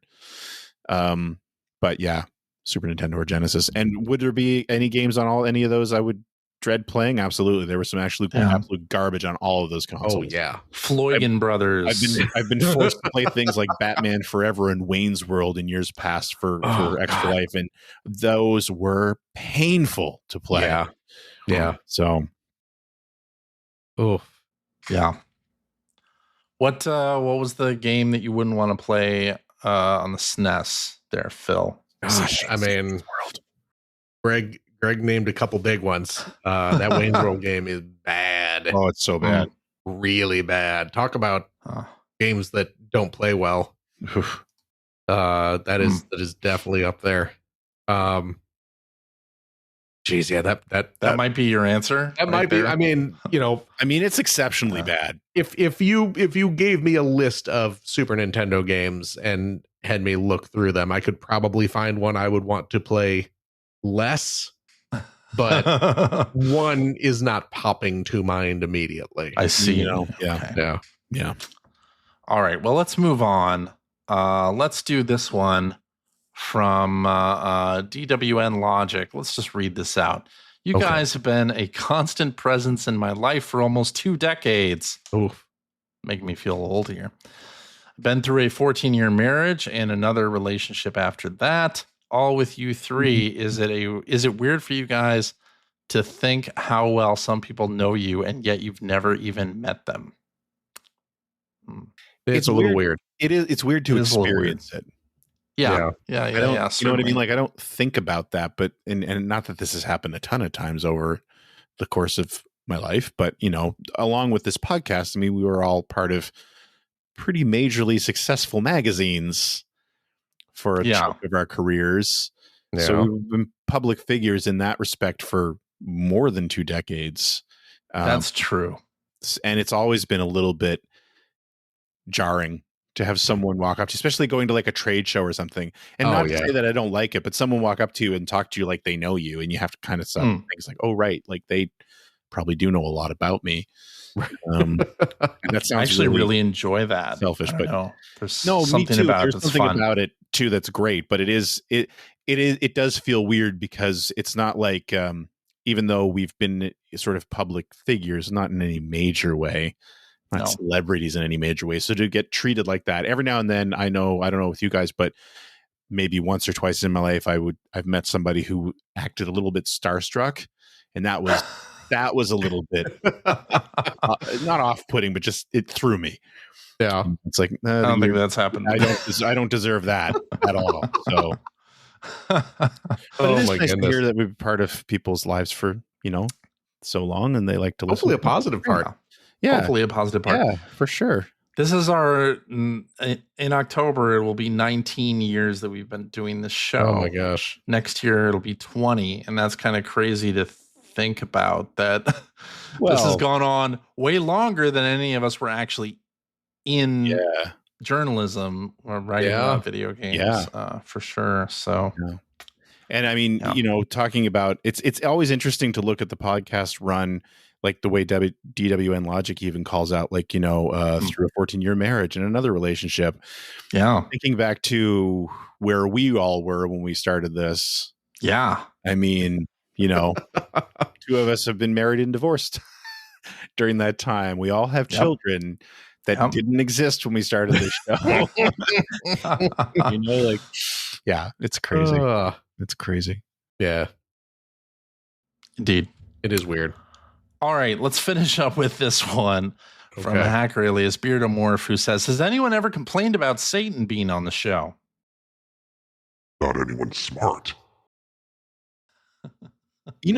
Has anyone complained about Satan being on the show? I don't think so. No. Because I am a little surprised about that.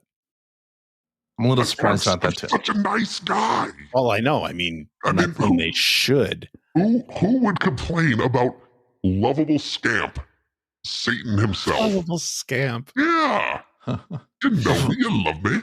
The best thing is that we've had that Go Out XLR mixer for 300 episodes. Been that long. The only reason I say that I'm surprised about that, because I remember one of the most surprising situations at EGM. Yeah. And it was surprising to me because I'd never seen or heard of anything like this happening before, but maybe it was normal.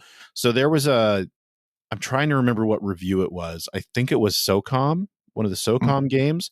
Mark McDonald wrote a review in the voice of a drill sergeant. Basically like Arlie Ermy was kind of the voice he was trying to create in his writing. And a couple of times, like, it was him yelling at a recruit and they would answer. It was sort of a back and forth dialogue, and he would always sort of do a little bit of like cursing. And at one point he said, "God damn," he wrote "God damn." And we got hate mail for that. Oh, wow. Just for that, not for any of the other like mild cursing, not for the premise, not for anything else, but because of the blasphemy. Which fine. I was shocked. Fine. I had never heard of that happening. Yeah. I'd never heard of that happening. Right. Yeah. And I mean, I grew up. Well, for some people, I grew up all churchy, but we were Anglican, so I guess it didn't matter. I don't know. I do remember shortly after Satan's first appearance on the show, which was, of course, episode 666, our beloved episode 666. Someone wrote in, I forget who it was, but someone wrote in explaining that he was a practicing, very faithful Christian, but he thought that Satan's appearance was hilarious. Yeah. Just like, kind of I hope people don't get angry at you over having Satan on the show because it was funny. Yeah, I just always kind of expected that somebody, not that that's why we ever do it, but I always kind of expected that people would somebody would write in and say they weren't very happy about that. But no, Satan's a sweetheart. Beloved fan favorite Satan. By the way, I want to bring up this comment in the chat from Walker, who says, I saw CJ in a Chipotle in Atlanta, but didn't want to bug him even though I've been listening since 2007. Haha. You should have said something. You should have bugged him. You should have. CJ's got nothing else to do.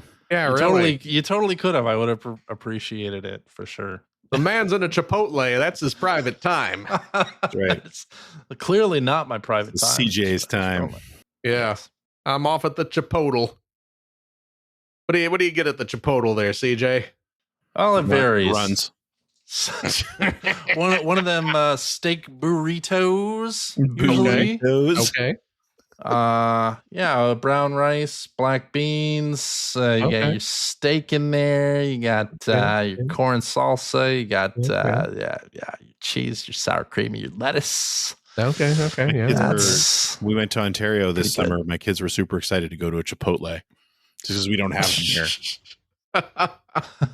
And I was just like, I was excited that they were excited, but I knew how disappointed they were going to be at the end. Hey, I get it. CJ, that's not to say it's bad food. It's just there's nothing special about it. Yeah. CJ. Yeah. You live in the Pacific Northwest nowadays. I do. Have you been war-torn Northwest? yeah. Well, no, we're not near the Portland area. Okay, thank goodness. No. We're well away from. Ooh. Oh boy, there's chaos happening down there. I don't believe it. The city's aflame at the moment, I believe. I don't think so. Bill Mudround was posting earlier. It was clearly as he's evacuating his home because of the war-torn nature of the land. Mm. But CJ, what I was going to ask you is that now that you are here in the Pacific Northwest, have you found yourself in a taco time? I have. Yes, I've been to Taco Time. That's where you should be going now instead of Chipotle. Why is that? Because it's taco time. It's Taco Time. It's taco time. Tacos. I mean, I like Taco Time. Taco It's time Time's good. for tacos at the taco time. Is that their theme song? You know how it goes. I don't know how it You heard goes. their Sing famous commercial. couple more bars, please. Get a couple more Loving it bars. down at the taco time. Getting soft tacos, or do you like them hard? You know, Okay, that's whichever one you want. sure. Yeah. Baby, get a burrito. They're super large. Dip them in some hot sauce at the taco time. You know, it's taco time, man. Okay. You know, make some time. I will make some time for Taco Time. I Good. always have time for tacos. Good. And if you True. see CJ at a taco time, folks, give him a nudge. If you see me anywhere, you can say hey. Say howdy, You can see hey. me anywhere. I don't care. If you see I'm me, good. stay the hell away from me. Stiggity J. I have no desire, no time to talk to anyone. Mm. So yeah, I believe that. Give me a Phil, wide berth. I am not nearly as personable as my on-air persona would suggest. And it doesn't really Phil, suggest that you're that personable to you. one of the fun Thank you. things I remember most about just hanging out with you and introducing friends to you is just how much of an a-hole you'd be to people. But And then I have to tell anyway. them, well, now you'll meet Phil, but he's a really nice guy. Like once you get to know him, he's fine. Like he's a really nice guy. Yeah. Just, don't take anything that you see or hear on this first meeting as gospel, because he's probably going to be a little bit of a jerk. His sarcasm is a defense mechanism for his insecurity. Yes. But once you get past that, he's actually quite lovely. That's what I'm saying. There it Yes. is. Yeah. You know what? I'm not going to argue with you. Well, there you go. I'm going to argue with you. I mean, you're a super nice guy. You're one of my best friends. That's weird. I don't like that. I'm not comfortable with that. No, not comfortable. And No, Greg not at all. too. Greg well, too. Yeah, Greg, I like. Yeah. Do my best. CJ, I like you too. I don't want you to feel left thank out. you, Phil. I'm just doing my. You're doing your thing. Doing my thing shtick a lot. do.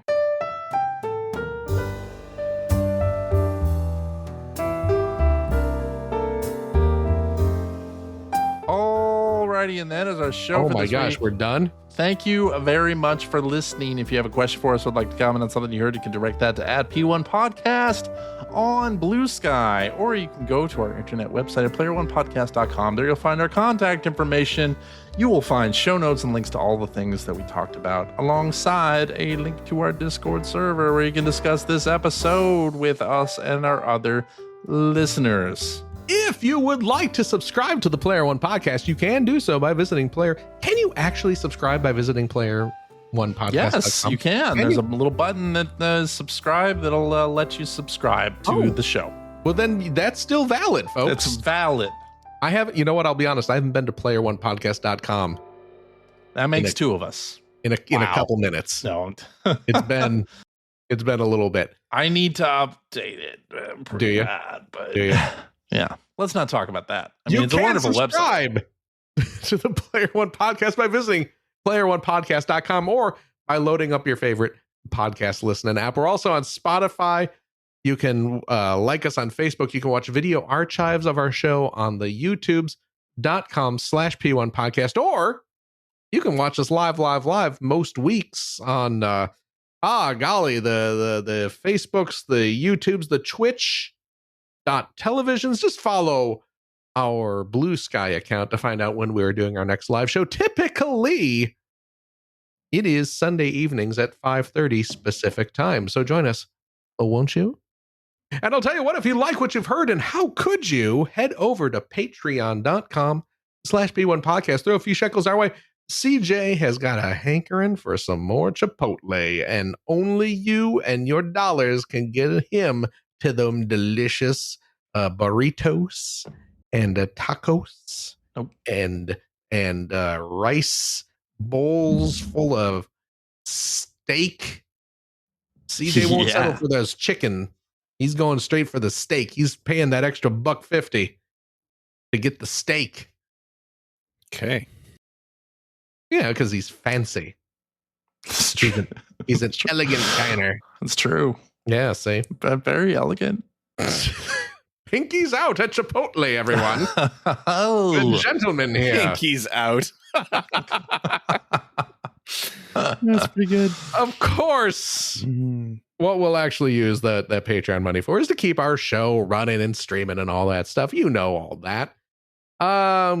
But I'll tell you what, if you are a Patreon supporter of the $5 tier, cheap, you gain access to a special weekly bonus episode that we record right after this, where we play games, crack wise, having fun doing all that stuff we can't do on the regular show. CJ. Yes.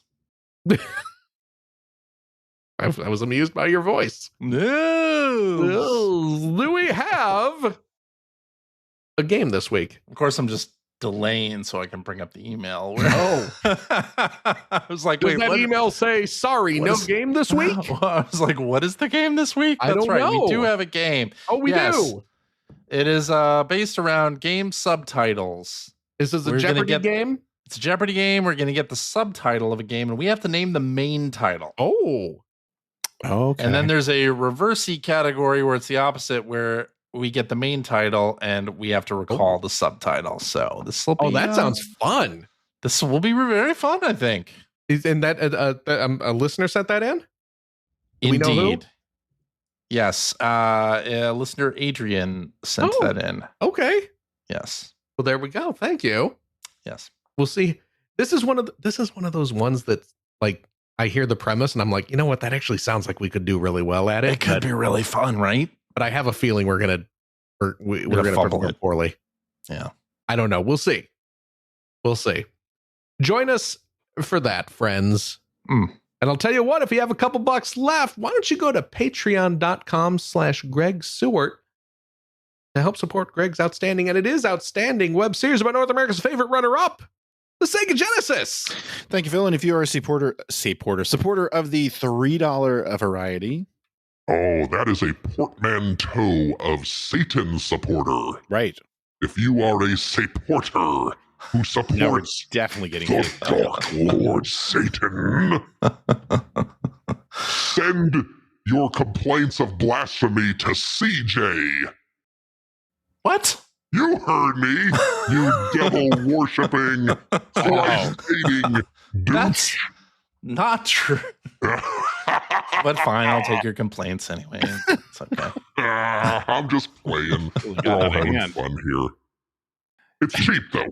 It is cheap. Thank you. You get early access to all of my videos. Hey, if you are an early access supporter, you've already watched my Let's Build video of the Genesis. I was just going to say. Yeah. You're building Lego live on the air. And I think I'm probably going to do the same with when my Game Boy shows up. I'm not excellent. So cool. Yeah. Did you get the Genesis controller? I do. It's behind me. I have not opened mine yet. Okay.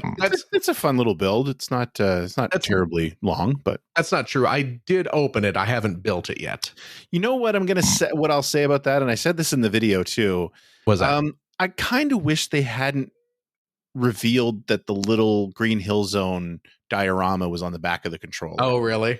Just because it's fun to like. I was thinking back to when the NES kit came out, and there's a little very abstract level 1-1 scene hidden in that build, and you don't know about it. Right. So when you're building, like I remember building it thinking like, I don't understand what's happening here. Like why I know there's no like circuit board here on the system. I don't understand what I'm building. And then after a while, it sort of dawns on you. It's like, oh, this is pretty awesome, right? And it just would have been cool to discover that. Now it's a very short build, and that's the first thing you build, so you discover it pretty fast. Yeah, and it's not like it's hidden. It's just it's the back just literally on the other side of the controller. Yeah, but still, I kind of wish they hadn't revealed it on the box. Oh yeah. So, but anyway, it was still a fun little build. They like doing stuff like that, putting little Easter eggs in like these. I like that. The kind of adult collector centric kits they will. Well, yeah, like the Pac-Man arcade machine has a little diorama in the back of it, and the R2600 has a very cool 70s style living room diorama hidden in it. Like, that's great. I love that they do stuff like that. I just wish they didn't give it away. Yeah, fair enough. Yeah, but anyway, you get early access to all my videos. So please consider supporting the show. All of the dollars you send go to a good cause, which is to say me. I a few years ago, it's been quite a few years at this point. I tinkered around with live streaming Lego builds. Yeah, just hard to get a good angle on it though. You definitely need to get like a setup for it. Yeah. But I did a few, and then stopped doing it just because it sort of went against why I build, because I build Lego sets to relax. That is absolutely legit. You're right. Yeah. And sorry, go ahead. Oh no, go ahead. Well, it's funny because I've kind of switched to, I think you kind of called me out on this when I got the Voltron set. Yeah. The Voltron set is quite large. It is. And I tore through that thing in like one long sitting. Oh my gosh. That was a long build. And I was sort of snapping photos and posting them and sending them to you guys. And you sort of said like, man, you're like, why are you building it like that? Why aren't you taking your time? Yeah. And I've definitely gotten that way now where it's like, I'll probably just build like a bag. Oh yeah, right? yeah. And then kind of put it down, especially on the bigger builds. Like the 60s Batmobile is probably the last really big set I bought. Oh yeah. And it was awesome. But it was kind of nice to just take like 20 minutes and build a bag and then just put it down and but with that Genesis controller, like streaming that, it wasn't a big build, and I'm guessing the Game Boy's not a very big build either. Game Boy took an hour and a half. Yeah. So I'll probably do that, but the bigger sets I wouldn't do. Yeah. There you go. Anyway, yeah. But you should absolutely stream that out though when you do it. Yeah, I'm going to. Just for larfs. Is that it then? Yes. CJ. Yaha. Thank you very much. Thank you, Phil. Of course. Gregory. Yo. Thank you as well. Thank you, Philip. Of course. And as always, a big old thank you to you, our wonderful, wonderful listeners, every single darned one of you. As always, please take care of yourself, your loved ones, your family, your friends. Be kind to each other, but be kind to yourself too. My gosh. It's an important thing to remember. It really is. And we hope to see you next week. Bye-bye. Bye-bye. Goodbye.